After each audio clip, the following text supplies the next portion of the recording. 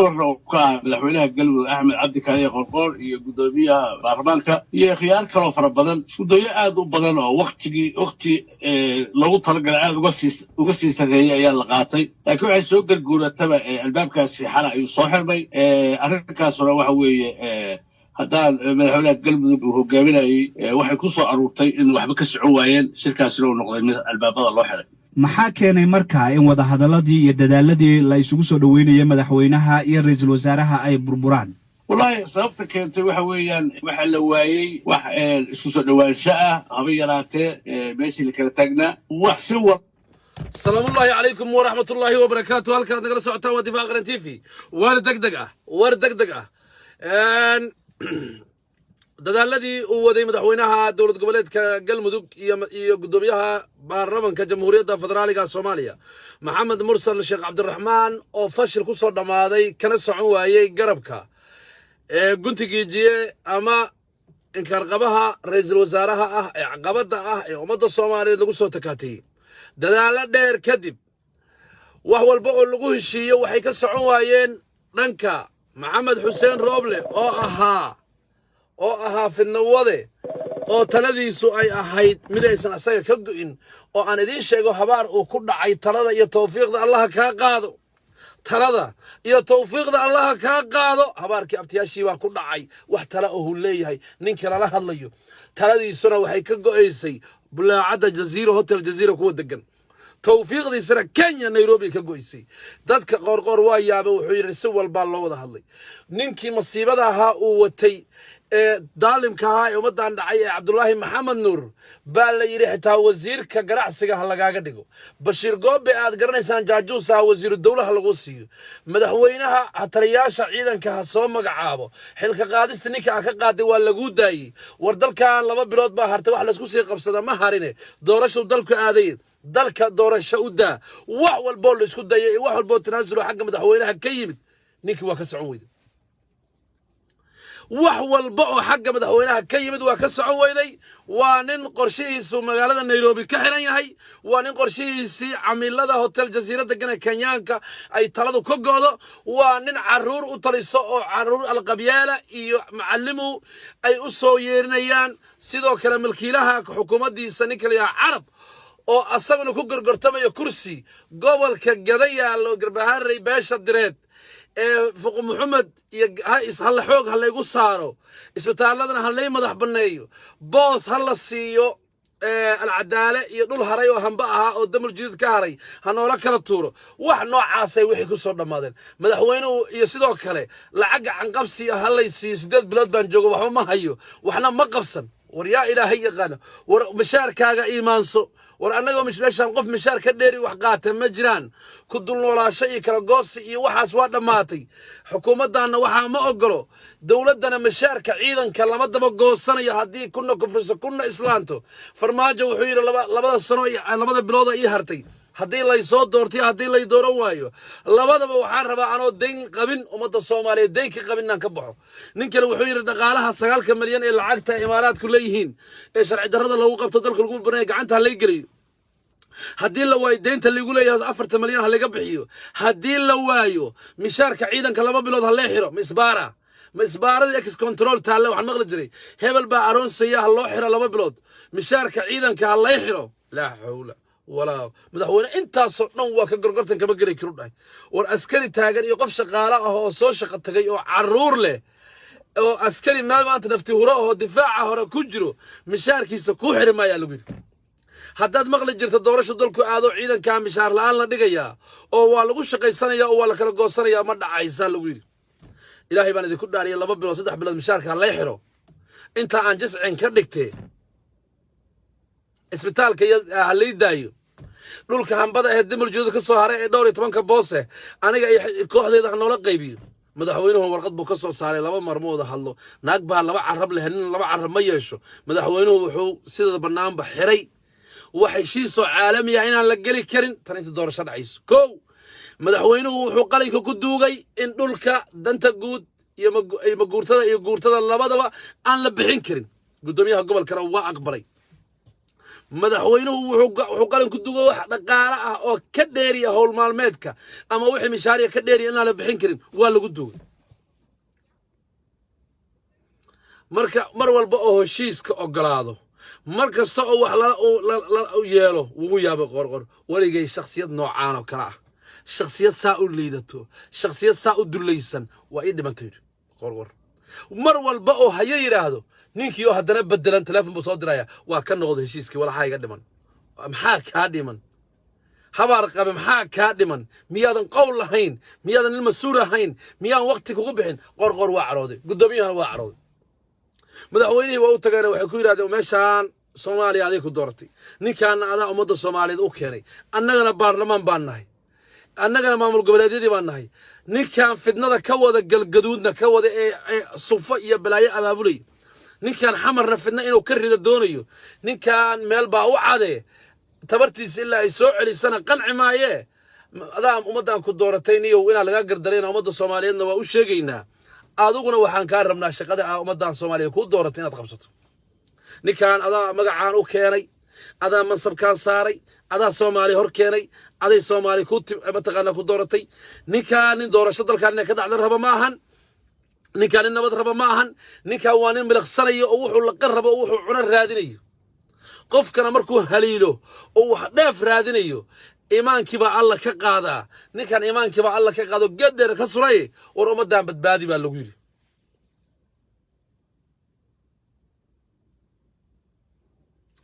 ummaddan badbaadi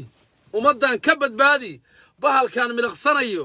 ee aan talada lahayn ee aan tawfiiqda lahayn ee aan go'aanka lahayn ee laba calaynayo ummadda dhaafi baa lagu yiri madaxweynaha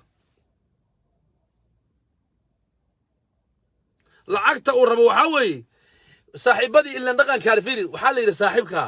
kumana cadeeyo kumana madoobeeyo suuyuhu ka dhiga mar hadda la saaxiibto hotel jazeera waa taqaan maxaa laga helaa hotel jazeera waa kuwii lacagta ciidamada mishaarka ciidamada cunayay waa kuwii mishaarka shaqaalaha cunayay wax la boobo qandaraasyo tuuganimo saddex inta wasaaradda joogtay maxaad heshay inta ra'iisul wasaaraha maxaa samaysay khayran 100 milyan buu kala tagay meesha adigu shilin ma haysid wax noocaas way ninkaana waxan waa iska xiray qayra xogaa uu dawrsaday iyo xogaa coronavirus uu ka xaday waxaan ahayn lama tagin iyo wax meelaha uu ka soo xaday aaday oo safaradii iyo wuxuu coronavirus ka xaday ma ahana wax kale uu qayra gacanta ku dhigay ma jirin dhacdhaca kore iyo xogaa coronavirus oo baa gacantiisa soo gashay xogaaga soo farsamaystay ayadana waa 220 milyan bay noqonaysaa marka la isku daray iyo wax uu qadar markuu tagay xogaa lagu soo dhaweeyo la siiyay wax markuu imaaraadka tagay xogaa la siiyay wax noocaas ay ahayd laakiin lacag nad ah oo la og yahay oo qasnada dawladda ku jirto oo la baxay qayr ma jirin ninkan waxay kaga dhagan tahay war 8 bilood baa joogtay maxaa qaaday tan labaad war baa ku soo dhacay oo kale waad arkaysan Uhuru inuu tuuto gashnaa waad arkaysan wixii Soomaali dalkan aan dawlad la'aanta u ahayn ee aan doorasho la'aanta u ahayn ee aan waxaan nimnayn ee madaxweynuhu u tanaazulay ee dalkan doorasho inay ka dhacdo loo diidanaa ma waxaad u malaysaan doorasho dalkan inay ka dhacdo inay diidanayeen wiilasha dalkan hotel jazeera fadhiya masaakiinta yaa doorashada dalkan inay dhacdo diidanaa bal adigu fakaro isweydiin muwaadin doorasho inay dhacdo dalkan yaa diidana ma ninkan baytul qadcaga fadhiya sakaraadka ee madoobe ee isbitaalka yaala diidana ma ninkan bayt qadcadaha kala fadhiya garawa fadhiyo ee dhiigga shacbiga Soomaaliyeed iyo dhaqaalahoodii ku milay ee ma habeen iyo maalin saa u milqsanayo miyaa diidana mise waxaa diidana kuwan bulaacada jazeera fadhiya diidana labadaba ma diidanayn waxaa diidana reer galbeed dawladda reer galbeed ah iyo oo Kenya istiraasho ka dhiganayo ayaa horta doorashada dalkan hor taagnaa carra Turki wixii noo dhigtay reer galbeed bay ahaayeen iyo Kenya wixii qoryaha noo qaatay ayaga ahaayeen waxa ninkan ka dhaxadlaya waa ayagii adigu qof taladiisa asagoo ka go'do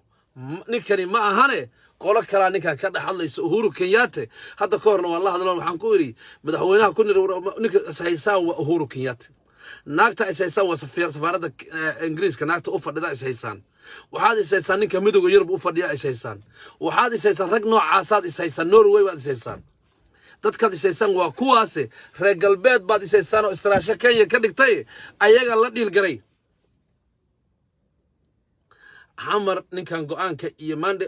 awaamirta la soo siiyay goohayrka inuu xamar dagaal ka ridaa la soo siiyay in doorashada Soomaaliya la fashiliyo loo soo dhiibay ninkan in ummadda Soomaaliya isku diraa loo soo dhiibay in Soomaaliya dawladeeda lagu dhuftaa loo soo dhiibay wax kale oo ninkan loo soo dhiibay male ummadda Soomaaliya kii qabiil ku taageerayo iyo kii ka leexanayo iyo kii raacayo asagay u taalaa ninkan wax ka maqan ma lahan dulmi ba meesha uu la dhax fadhiyaa ninkan dawladnimada Soomaaliyeed inuu fashiliyo lugaha dhulka ugu dhuufto dadka qabiilku abaabulo baraha bulshada lacag u qaybiyo wuxuuna adeega u yahay dawladda reer galbeed ah iyo Kenya ninkan wax tala ah iyo wax tawfiiq ah iyo wax qabiilkiisa bursi ka maqan ninkan meesha kuma hayo lamana fadhiyo shacbi Soomaaliyeedow ciidamada qaranka Soomaaliyeedow u diyaar garooba inaad culayskan iyo dhibaatadan idin soo wajahday aad iska mataqaanaa iska xalisaan oo aad iska difaacdaan oo aad dalkiina ilaalsataan oo aad madax banaanidiina ilaalsataan oo aad khayraadkiina ilaalsataan oo aad dawladnimadiina ilaalsataan haddii kale maxamed xuseen rooble haddaad u qabto inuu yahay nin hawiye ah oo sacad ah oo habar gidir oo sacad ah ma ahan maxamed xuseen rooble waa kukuuyo محمد حسين رابل وكلنجين محمد حسين رابل ونرويجيان محمد حسين رابل وإماراتي محمد حسين رابل محمد حسين رابل ويل سعد أنا حكم مقنو رادنية مجرو ويل هبر قدر حكم مقنو رادنية مجرو ويل هوية حقو رادنية مجرو ويل كوكوية يا كلنجين يا دولة يوروبيان وحقو رادنية محمد حسين رابل مرة أبو هاشمان كيجا قديه ما مسار بين لقضي قرقر وحكيري إن هذا هيلي قبيل إيجو هيلي القلب استاك labada nin ee qaswadayaasha daarood way garab taagan yihiin ee hili oo maanta nin habar gidiraha tahay waliba Sacad iyo Saleemaan waa isku bah qumis baa tahay hili maxamed ninka leeyahay Axmed Cabdikaari qorqor wuxuu ku yiri war waxaan kuugu hiliyo meeshan ma yaalaan meeshan waxa taala 2 bilood oo gabagaba ah doorasho dhacday oo xildhibaanada la sugayo madaxweyne la dooranay waxaan maanta isku ceebayno aan hor istaagnana meeshan walaalo ma taalo adiga anoo hiili naftaada u hiili habar gidir u hiili black list aan gelin habar gidir baa Soomaaliya doorasho gelisaa noo qiimo leh habar gidir hiil waxa uu ah ra'iisul wasaaraha habar gidir baa dalka doorasho gaarsiiyay wixii adduunka nagala sheegay baa nagala saaraya oo black list ah dad Soomaali sumcad baan ka dhaxyeelana taas hiil inoo ah هيل مانتا هبر قدر بارين هبر قدرها كينيان استعمالين او دورشدي امدا ku heshiisay jilbaha dhulka ugu dhuftay oo dalka qalalaasa ka bilaabay oo dhufaysi qotay dan inoo ma ada dan kuma maxamed cabdikaali qoor axmed cabdikaali qoor taabu ku yiri laakiin waa garan waay عبد قيدد وحكويه ور أنا وكرسي واربنا حكون إذا صدرنا واربنا موحان إسكو عذر كاباره وح ما أنت هبر قدر لو سوكعيه وح سعد لوكعيه وحوي لوكعيه ماشان مهرين همبو نيكي مرسده كتغي oo waliba sii dhibatay oo quruntay oo urtay ba meeshan taalo waa konton iyo dhowr cisho ayaa ka harsan kuma dagaalami karna dad sumcad iyo sharaf iyo karaamo dalkan ku leebaanay adeerow aan kula tariyo waxaan ka bax oo dalkan doorashadii lagu idmaday gay oo ninka kula challenge garay inuu soo bixin laakiin waxaan aad leedahay dagaal baa dhacay iyo waxa soo dhan wax macna ana ku keenayso annagana loo keenayso warwalaalo adeerow waxaan ka bax والعاي عبد القيديد قرقر والعاي عيد والبا والعاي وحا عيني وكو حنونسن او جيرن او بلا عدن هوتيل جزيره لوغا ارميو هوتيل جزيره waxa laga xukumaa Nairobi هوتيل جزيره waxa laga xukumaa Abu Dhabi هوتيل جزيره waxa laga xukumaa Qaahiro هوتيل جزيره waxa laga xukumaa guriga dhig yacabka arxan laawaha Ismaaciil Umar Geelle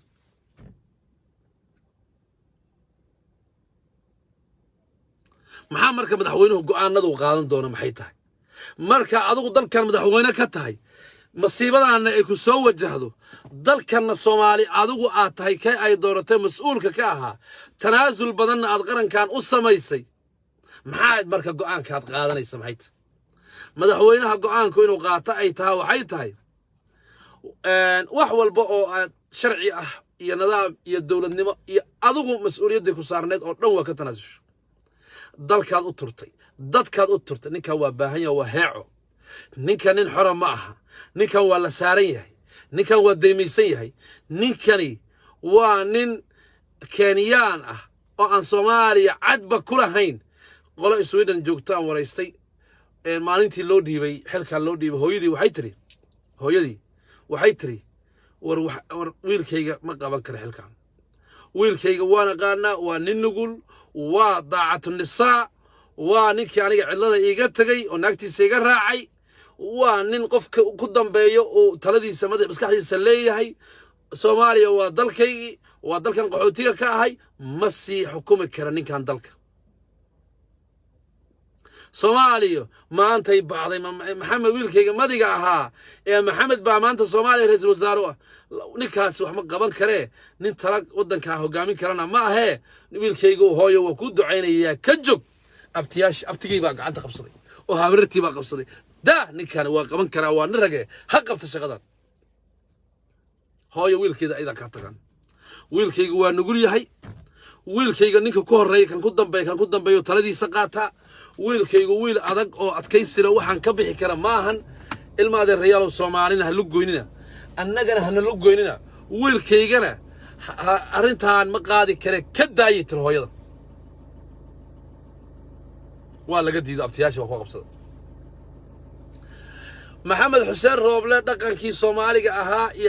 iyo akhlaaqdii iyo diintii midna ma ixtiraamin abtiyaashii soo kaxayay oo beesha shaqaal ah oo fuq Umar iyo qudub intaba ah oo qudub fuq Umar iyo loobaga ah oo saaxiib iyo wax walba la ahaa ayaga ma xeerin dhaqan ma xeerin diin ma xeerin wada dhalasho ma xeerin iimaan ma xeerin asluub ma xeerin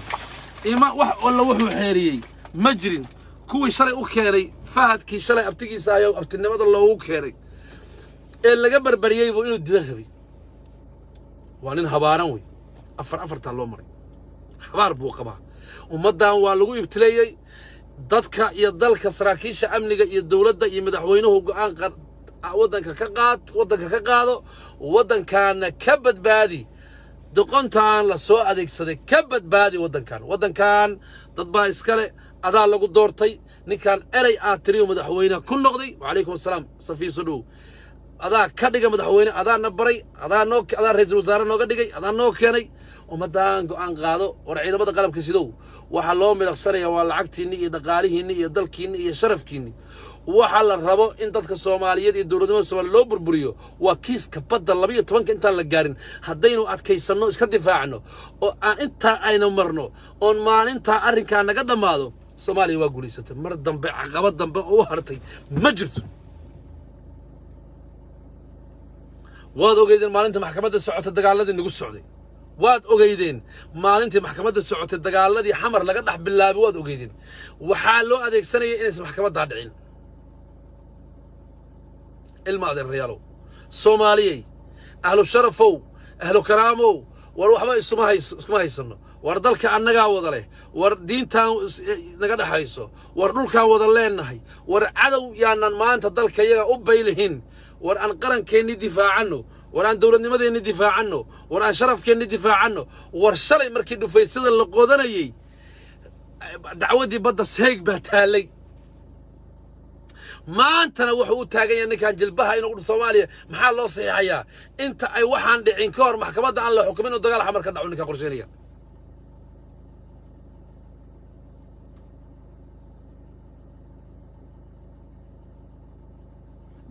war Soomaaliya fadhiga ka kaca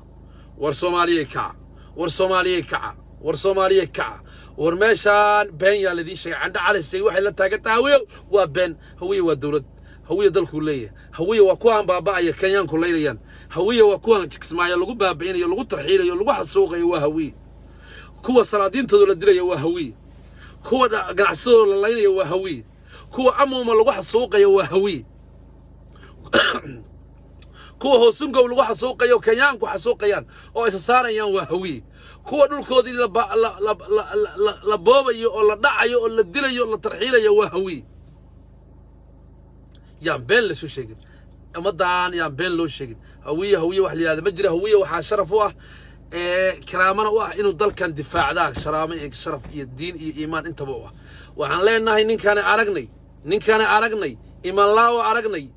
asagu waa tagaya awood isku si difaaca ma lahan ninkaan caawa haddii heshiiska lagu kala baxay oo shaxalay arrintaas socon weyday qoorqoorna uu yiri aniga kuma jiray waxaan waa ka baxay oo ay ninkii waxa la yiri gadaashiisana xabadda laga bilaabay oo ay nimankii meel ballehow liiraa hub ku aruursanayaan ee sufwa oo asaga abaabulaya ee Kenya oo qoorqoor lagu qasbay inuu ku garab istaago qabiil cadiifad qurmoon qoorqoorna uu diiday madaxweyne Soomaaliyeed baan ahay dad gardarantayna waa ku hilin haddii laga gardarina waa ku hilin uu ku yiri ayaa la rabaa in dagaalna galmudug laga bilaabo xamarna laga bilaabo laakiin waxaan idin ballan qaadayaa galmudug cidii isku dayda dawladda galmudug u dhisan diintay doonta haysato kitaabkay doonta ha wadato maadiiday rabta ha wadato ururkay rabta ha isku sheegto cagta la marinaya shacbiga galmudug isku meel buu uga soo wada jeestay warkaas si fiican dhigista cid alla cidii isku daydo in dawladda galmudug u dhisan ee shacbiga reer galmudug ay leeyihiin ka hor timaado cagta la marinaya ana idin ballan qaaday